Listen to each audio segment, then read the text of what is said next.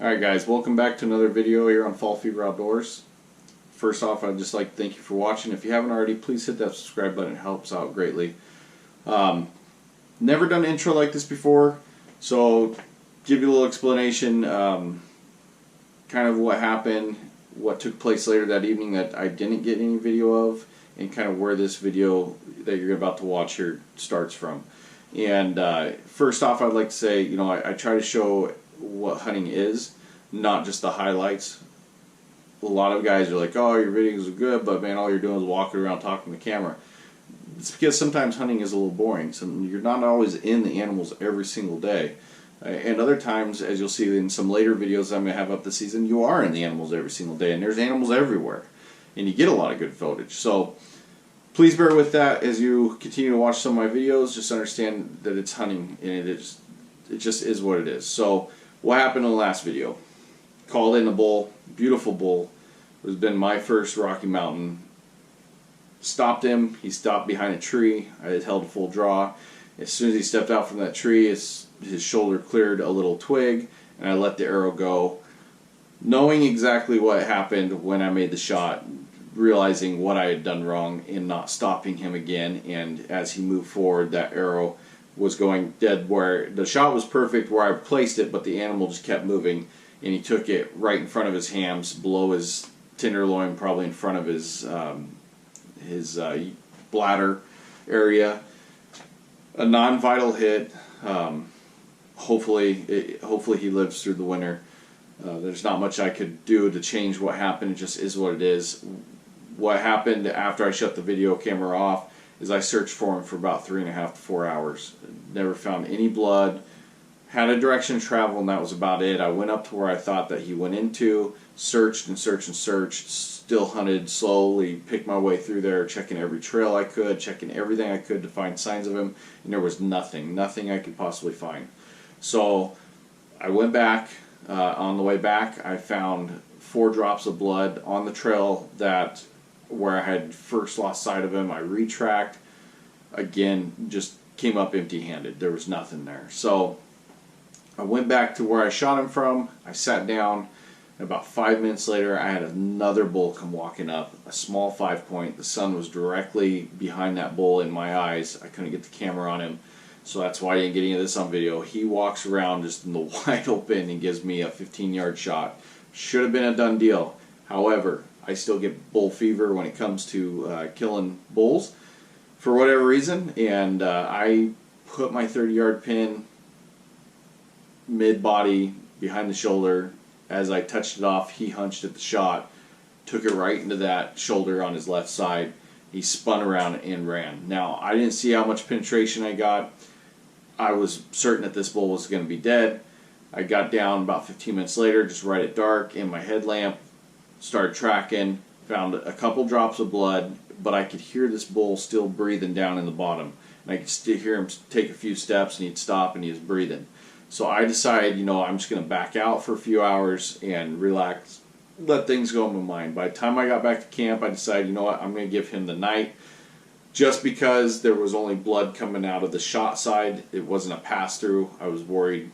That's what first thing that started worrying me. The second thing is the sound when it hit him, and knowing that he dropped into that arrow. Even at that close, they could still move a huge amount of weight, and I wasn't sure how much penetration I got. So where this video takes place is the next morning when I go and look for that second bull. I even looked for the first bull a little bit after I went in and looked for the second bull. But unfortunately, you know, I'm going to give you a little spoiler of the video. I wasn't able to recover either one of these bulls. And I was up there every day for the rest of the week. That was on Sunday that I shot. Monday, Tuesday, Wednesday, and Thursday, it got into the 90s each one of those days. If one of those bulls were dead, I would have smelled him, I would have seen birds, there would have been some sort of sign. I'm telling you guys, there was nothing on that mountain to indicate that either one of these bulls died anywhere near where we were. So, that being said, it just is what it is. I'm a firm believer that if you don't have an animal in hand, you shouldn't be punching your tag as long as you're doing everything you can to recover those animals. That being said, if I would have found one of those animals even on Thursday Wednesday, Tuesday, I mean, it would have been spoiled, obviously. I would have gladly cut the head off, tagged it, went down and reported it to OSP where the animal was, that it wasn't poached. It's an animal that I just couldn't recover in time to salvage the meat, and made sure they were aware of it so they didn't have to go chase wild gooses and think that somebody was up there poaching. So, but I couldn't. And I never found any parts of those animals whatsoever. So, bear with me on that. Again, I'd just like to say thank you for watching my channel. If you haven't already, please subscribe. And this is hunting. This is how it is.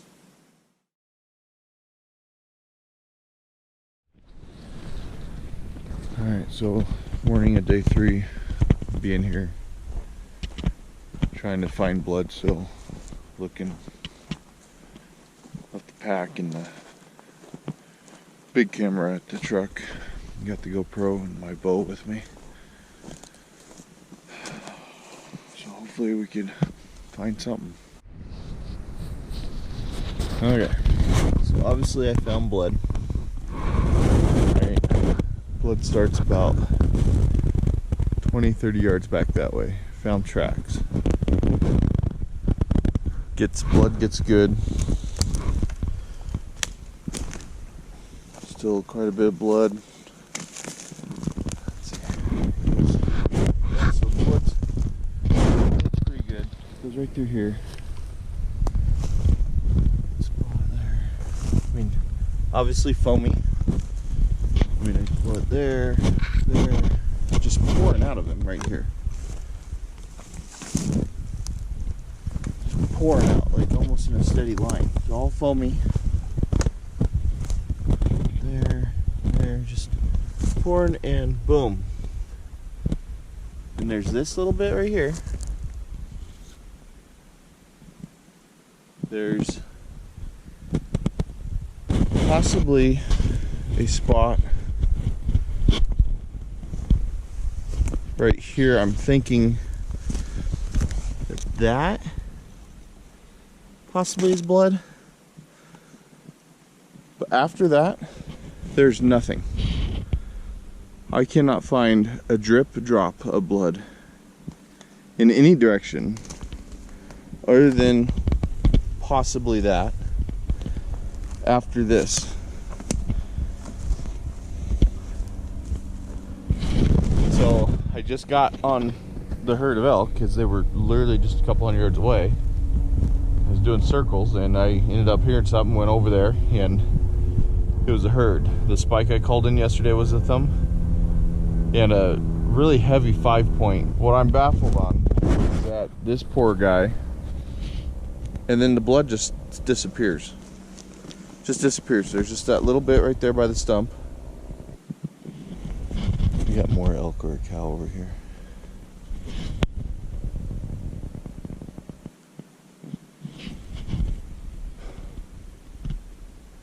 I don't know what to do. Sounds like a bull. Definitely sounds like elk. Anyways, just walking out trails now. I have no other option. Keep expecting just to find him. Anyways, I'm just walking trails now, trying to find blood, trying to find anything. I don't know what else to do. But it's pretty open. You'd think it wouldn't be this difficult to find him. I feel like crap. What do you do? Day 3. Today was pretty slow. Still at 5 bulls called in. I think I've seen 8 total, 1 miss, and 2 unfortunates. The one I'm sure is gonna be just fine. The other one, not so sure. I searched all morning today, didn't even hunt. That's where 2 of the bulls, or 3, I've seen 3 bulls this morning. I've seen the spike that I called in yesterday, a really heavy 5, but he's really small, but just super heavy, and another bull that I couldn't quite tell. And I found his trail, got on his blood, found quite a bit of blood, and then all of a sudden just stopped and nothing. So I searched until about 11 o'clock, now about 10 o'clock really, 10, maybe a little after 10. Started getting really warm. I just had to call it. I mean, I can't find him. I've searched and zigzagged and zigged when I should have zagged and zagged when I should have zigged and everything. And it was during the time that I was searching for that I ended up seeing the other elk. So obviously I didn't shoot them. I was actually got really excited first, thinking, oh, I'm gonna find him because of the blood, and then all of a sudden it just like he coughed up a blood clot, and that was it. There was nothing after that. No tracks, no blood, no nothing. Happy 39th birthday to me, yay. Kind of bummed that I have the events that took place last night. I'm pretty bummed about all that. So, but all I could do is keep putting one foot in front of the other and move forward and keep at it.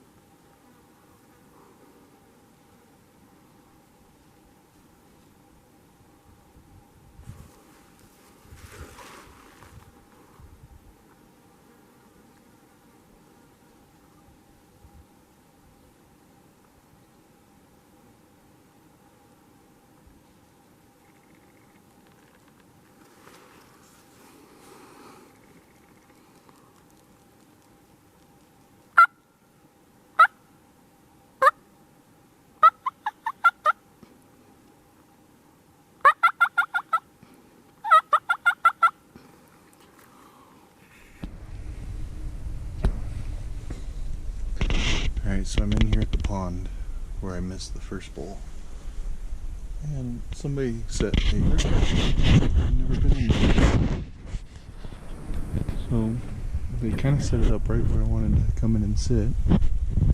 Yeah, I'm not going to damage this thing in any way, so I'm just going to utilize it. Start calling. Hopefully they don't come in and get all mad, but hey, I'll utilize it. If you're the owner of this, please leave me a chair next time. But anyways, I'm not going to damage your stuff. I'm just going to use it. So hope you don't mind.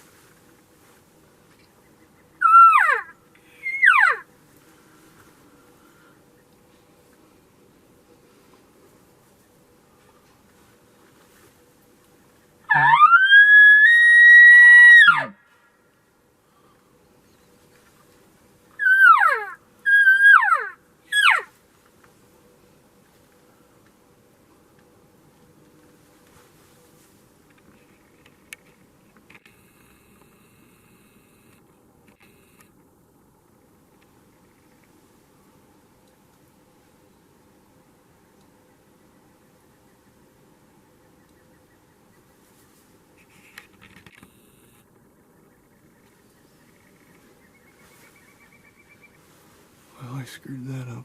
He must have been right there where I can't see. He must have been right over here. Morning, guys. It's Wednesday morning. My last full day here in this unit. Anyways, I'm freaking worn out, exhausted. My boots are failing me. I got blisters. The bino harness that I got is failing. It's just creating a horrible pain in my back. Anyways, I complain on and on, but I'm getting pretty worn out and exhausted, and kind of realized on my hike this morning I haven't really been eating that well. So I went back through the area where I shot those 2 bulls, and there's no birds, there's no nothing, no smells, anything. Also no elk this morning, which is a first for in here, but it's kind of a relief. Then it's kind of like, gosh, what, I know the first one, I know what happened there, but the second one's like, where did I go wrong? And it's just mind-boggling. So hopefully they both survive and both carry on, but you know, it is what it is. So I'm gonna go back to camp. I'm gonna cook some bacon and eggs and try to relax my back for a little bit. Right now, basically what there is the animals are all going to water, so you just got to pick the right water, because it's hitting 90 degrees. It's already 70 degrees. It's only 8 o'clock. My hunt this morning wasn't that long. My body's just wanting to shut down. So I might try to come sit this ground blind again tonight. That worked out pretty good last night.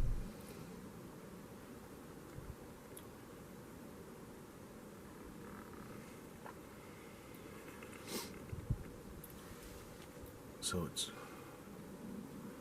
Wednesday night, the 28th. Anyways, back in the blind, obviously. We seen that bull last night. Figured if somebody else was hunting it, they would have been here already. Come walking in here about 4:30 and actually jumped a bull in that timber patch on the other side of the pond. Seems like one was bedded there, and we've caught animals bedded right there before next to the water.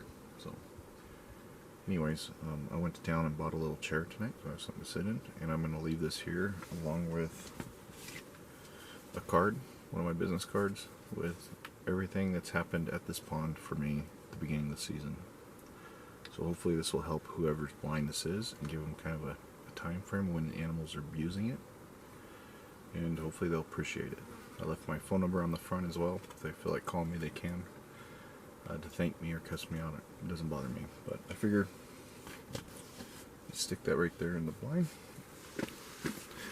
so it's tucked in right there, and I'll leave the chair leaned up like right here, so hopefully they see my card. So I know some people take issue with others using blinds and stuff that aren't yours. Honestly, why they own the blind, they don't own the dirt that it's sitting on, and I hope they understand that, and I hope if they watch this ever, which hopefully they do, they understand, like, I'm not trying to damage or steal their property. I've been hunting up here pretty much the whole season, almost nightly, obviously not when they put the blind up, but all my hunting has been within a 2-mile radius of this position, so, and the pond being a focal point of that. So, you know, it's public land, there's hunters everywhere. When I have a blind or trail, I don't use a pop-up blind, but I build a blind, and I just wish that people don't ruin it, which unfortunately they do. I've had a couple of them taken apart, but when I build a blind, I build it in hopes that others will be able to use it too, because I know I'm not the only one that hunts a certain spot. This pond's on the maps, it's not hard to find. And it's really easy to get to, and a really easy pack out if you get one in here. So, that being said, if I have my tree stands, I have no issue with people sharing them and using them. I just hope that nobody ever steals them. But honestly, me personally, if somebody had a tree stand in here, I'd probably leave my card with my number saying, please, I'd love to, you know, I hunt this too, would love to use your tree stand. Please call me, you know, something like that, and work things out that way. Because I'm not trying to cut anybody off from their hunt. But, you know, when public land, it comes first come, first serve.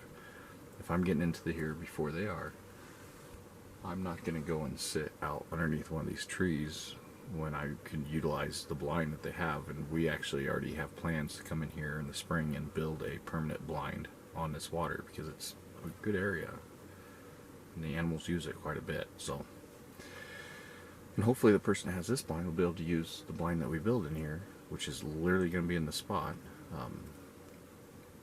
So, you know, hopefully they'll be able to use it. But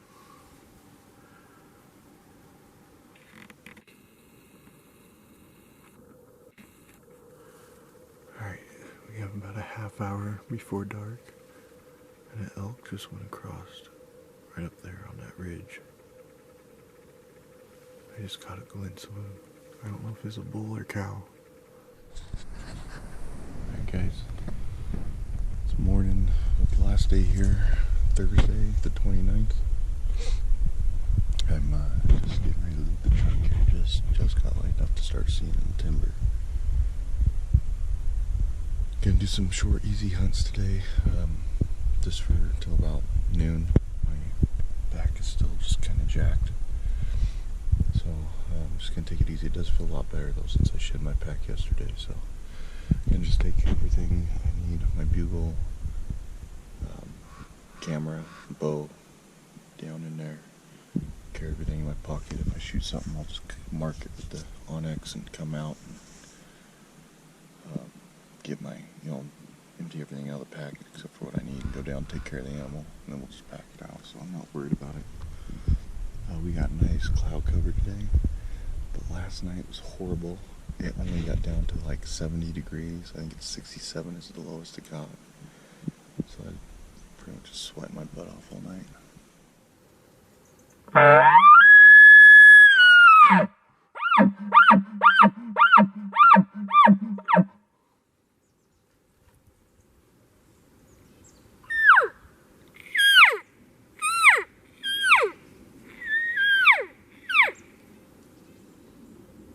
don't know what time it is because I left my phone at camp. I got this stupid bald-faced hornet that keeps buzzing my head every time he bugles. But we got a bull going. It sounds like he's moving that way, so I'm gonna drop down, go down this skid road away, see if I can get any, close any distance. First time he bugled, he was just up mid-level on this hill. These bugles are probably too far away, you don't probably hear them, but on the video. Anyways, so I'm gonna scoot down the road a ways and try to get him up again. I think what set him off is I think there's a hunter way up top. And then I bugled back, and then he piped off. Alright, so I found where the elk crossed the road, and they literally went to where I walked in this morning. So I'm trying to get this bull to sound off again. I think he's a little call shy. We're gonna push in here a little bit and see if we can't locate him. Alright, so it actually sounds like they crossed right over by where the truck is, so I'm gonna go over and try to get him going.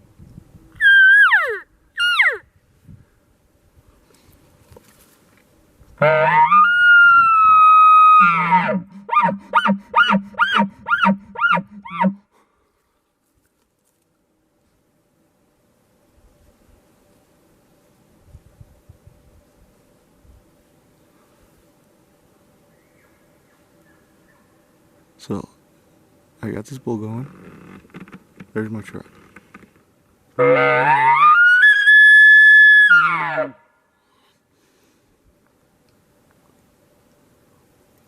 think I hear something right above us. The wind is horrible. Hopefully they don't wind me. Here comes a spike.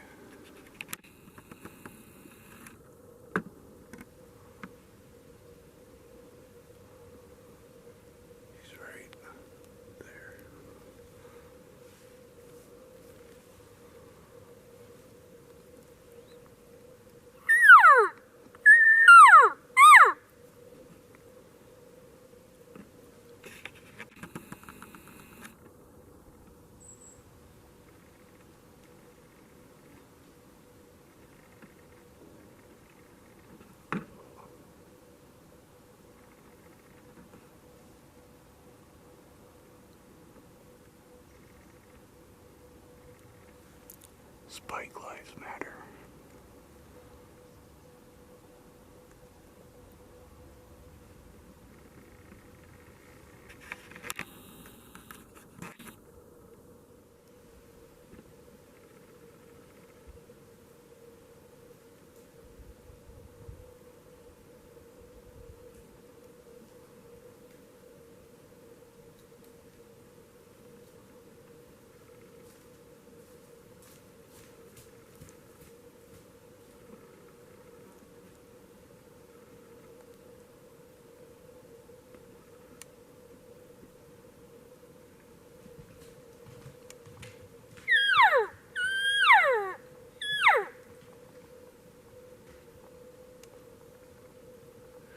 The herd's right up here. They're gonna be way up there.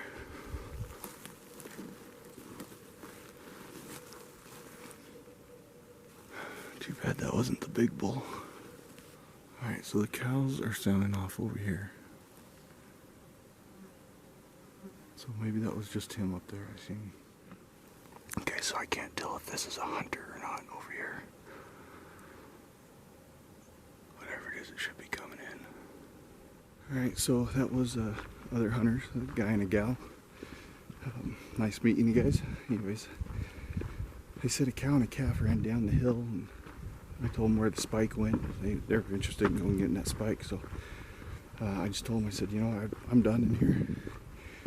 Tried to give them a little direction. I don't have my phone, so I can't show them exactly where I think that bull is going. So I'm just gonna go back to the truck and go back and find my phone, and then go do the trail camera stuff. I'll do a couple calling setups in there and see what we could do, and go back and load camp up. All right, guys, it's starting to rain. We got thunderstorm rolling in. Me being the smart one I am, I of course forgot to grab the batteries. Anyways, I forgot to grab the batteries and the SD card, the big SD card for that camera. So I'm gonna go back to the truck. I'm gonna grab that stuff, leave the camera in my pack and everything, just come up here with my bow and get that done. Sit in the truck for a little bit and let this roll past. I'm a big fan of getting electrocuted. Alright guys, we're heading to our number 2 location.